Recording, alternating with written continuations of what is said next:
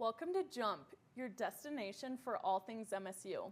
If you've got a story, we've got the jump on it. My name is Houston Maneri, and today I am joined by Patricia Gonzalez, staff psychologist and outreach coordinator here at MSU Denver. So, would you mind introducing yourself and telling us a little bit more about your role at the Counseling Center? Absolutely, yeah. So I'm Dr. Patty Gonzalez. I'm staff psychologist and also outreach coordinator. So what those two roles essentially mean is that as a staff psychologist, I help provide mental health services. I'm a licensed psychologist in the state of Colorado. And as outreach coordinator, I'm kind of the person that folks go to for how the Counseling Center here at MSU engages with the overall MSU campus and community, from like helping coordinate presentations to tabling events to like helping out with things with like interviews, things like this. Nice, yeah, that's awesome. What inspired you to work in college mental health counseling?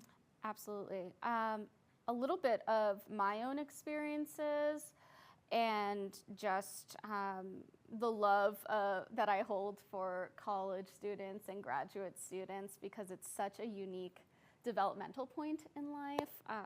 So I'm Latina, so it's kind of funny that I became a psychologist, because in my culture we don't really talk about mental health, and that's something I picked up on from a really young age, and was like, why there? Because I saw how really important it is for our functioning as humans. So just through those experiences of working with college students, loving it, loving the uniqueness, and helping them, have a space to be able to talk about things, even if that means it's a little bit different from our cultural values that we came from. Mm-hmm. But being able to work towards goals that help students thrive in school and thrive in their personal lives and relationships with other people has been really meaningful. Yeah, absolutely. That's awesome. What are some common challenges college students are facing today in regards to mental health? Yeah. So I would say at the Counseling Center, typically the things that we will see consistently that a lot of our students deal with is anxiety, depression, mm-hmm. Social anxiety, especially since the pandemic, social anxiety, that feeling disconnected from other people or coming back to school, whether or not we took a break from school in the pandemic or we missed our high school graduation because of it. It's mm-hmm. coming back and having to connect with other people. Suddenly people are like, I don't know how to do that, right? Mm-hmm, or I forget, right. Or I'm just like feeling really isolated there. So those are some of the common experiences that we'll see, and a lot of it is whether or not we feel connected, alone with other people. Yeah, absolutely. That's so true. Like, I always worry about like my younger sisters, like mm-hmm. them going through like elementary school, middle school, like through the pandemic, yeah. Like that's like an insane shift. So it's interesting seeing how the pandemic really affected everyone, including college students. Absolutely. So as you know, MSU Denver is an incredibly diverse campus with many first-generation working students, non-traditional students. How do these factors impact students' mental health? Absolutely. So if we're talking about first-generation students, it's quite the unique experience. Usually folks who have had a family member go to college, get some of that insider knowledge before even coming to campus of what to expect, mm-hmm. from things of like how to get jobs on campus, what scholarships to look out for, how very different college classes are from high school. Mm-hmm. So I was a first-gen student. We missed out on that info. Mm-hmm. And so often you're very much this trailblazer in your family, and you're figuring it out along the way, mm-hmm. Which can be a really beautiful experience and really empowering. It can also be really hard, mm-hmm. Not to know where to go, feeling alone in that, sometimes feeling like everyone else seems to get it and got that manual, mm-hmm. but I don't. So that can lead to sometimes some feelings of like, do I even belong here? That's often right. what I hear from first gen folks. Yeah. Yeah. And then our non-traditional folks, you know, if there could be some of that, you know, they've gained so much wisdom and knowledge from their experiences throughout life, and then that is such an important part of like resilience in continuing school here. And it can also be isolating in its own way. Right. Hard to feel like, oh, I think I'm the oldest one in this class. Do other students, my peers, understand my experiences there? So.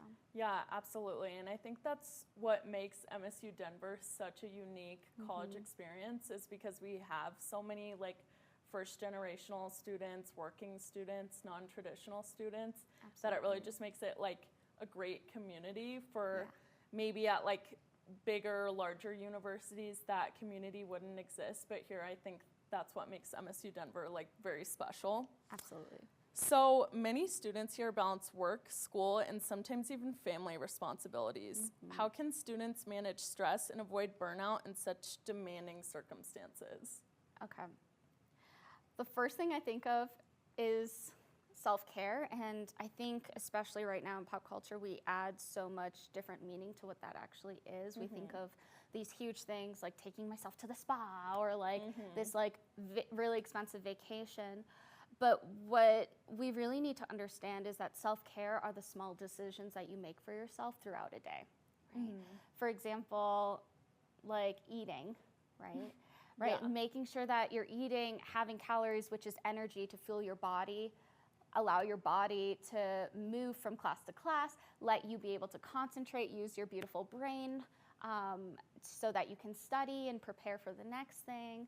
So it's taking care of the basics, right? I call it the foundations, making sure you're eating well, that you're sleeping well. That is so fundamental. If we're not sleeping well, we're not going to do good. Right, exactly. And like lack of sleep impacts everything, your physical health, mental health, you know, it impacts everything. Absolutely. Besides individual counseling, what services does the Counseling Center provide for students?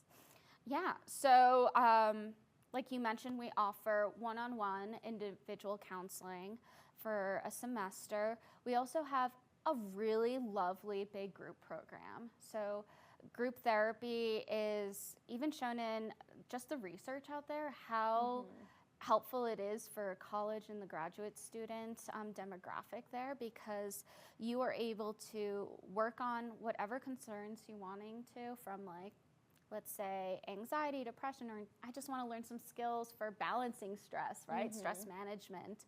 And you're able to do that in that setting, move towards goals you have, and do that within a community. Yeah, right? for Even sure. if folks are coming in with different backgrounds or mental health experiences, you're kind of in it together. And usually that's one of the settings where people won't ask you, well, why are you feeling that way? Why are you feeling anxious, right? Which maybe is some of the messages we might hear outside unintentionally from people. But there's that inherent understanding of we're working towards something, trying to better ourselves and our well-being, and being able to do that within a therapeutic setting facilitated by psychologists, which is really lovely.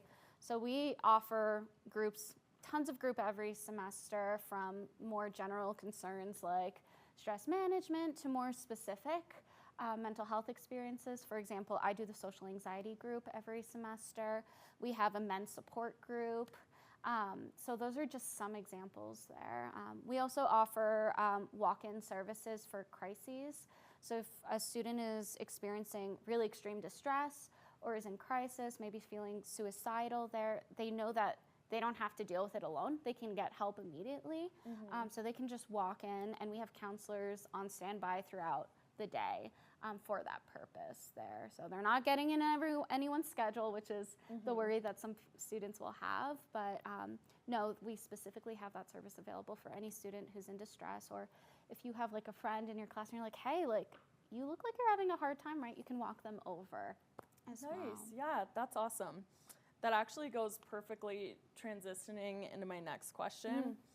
What advice would you give a student who might be hesitant or nervous about seeking support? Yeah.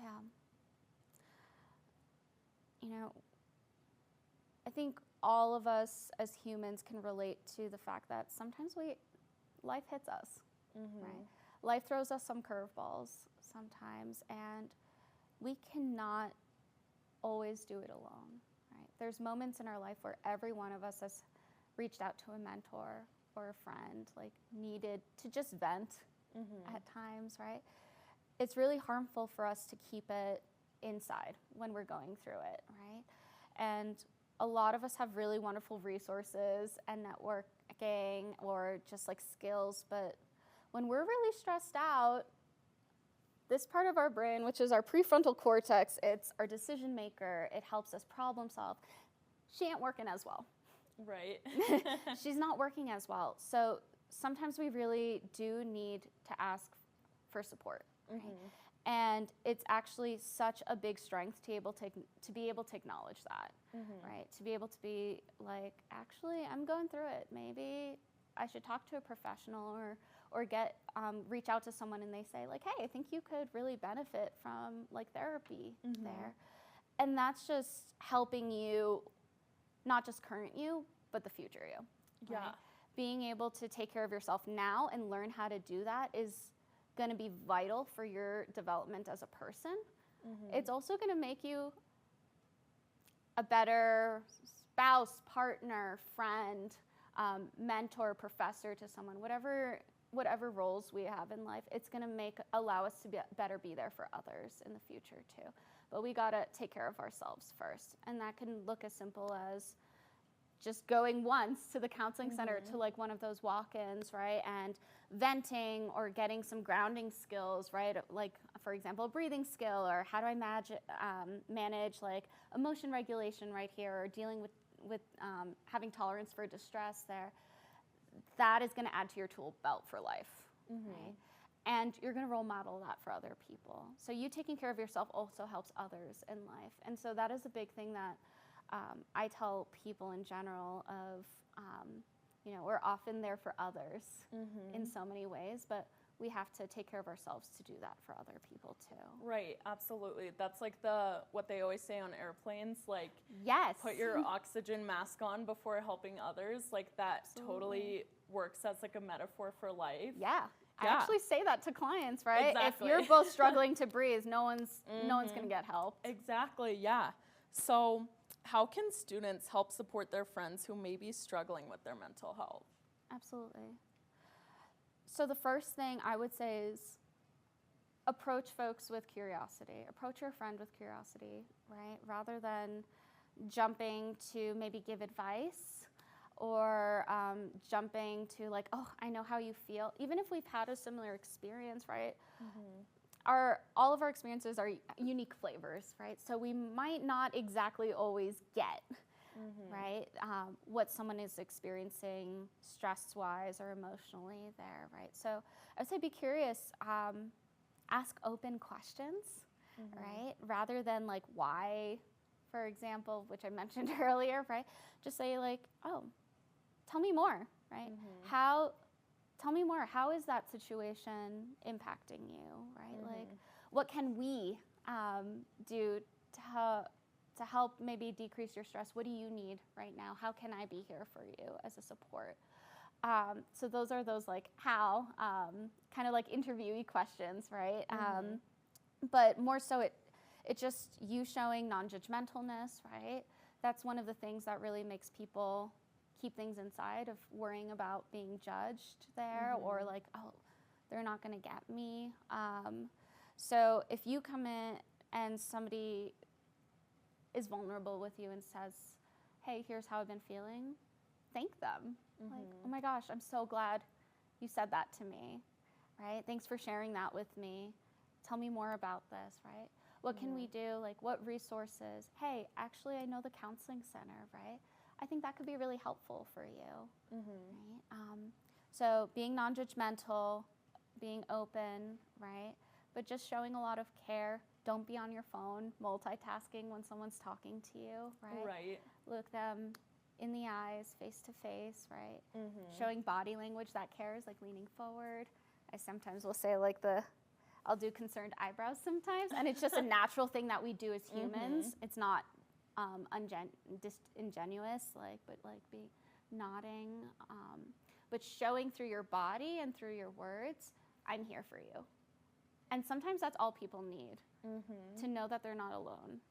Right? Yeah, exactly. I know for me, when I go vent to my friends or my support group or community, even just having someone to listen to you and to hear you vent and to just be there in the moment with you is so beneficial, and it makes you feel like you're not alone. Yeah. So if there's one thing you want students to take away about mental health support at MSU Denver, what would it be? Ooh, one thing. I would say we're a pretty chill bunch who work there. Okay. So I think that's helpful for some people to know of the folks that work there. We're there because we love this work. And we will work with you to see what fits in your life, right? We understand that there are a lot of different complexities in people's life, responsibilities, right? Cultural, family factors there. So we try to get your story to understand how we can be there for you and help move you towards what you're wanting in life. But we're always thankful when students come, and we highlight it because it's so important, like I said earlier, of being able to acknowledge that right now I think I need some support, whether or not it's for the whole semester or maybe just once or twice that you meet with a counselor, that it's so wonderful for you to be doing this for yourself and then eventually for others in your life, who you taking care of yourself will bleed into everything else in your life.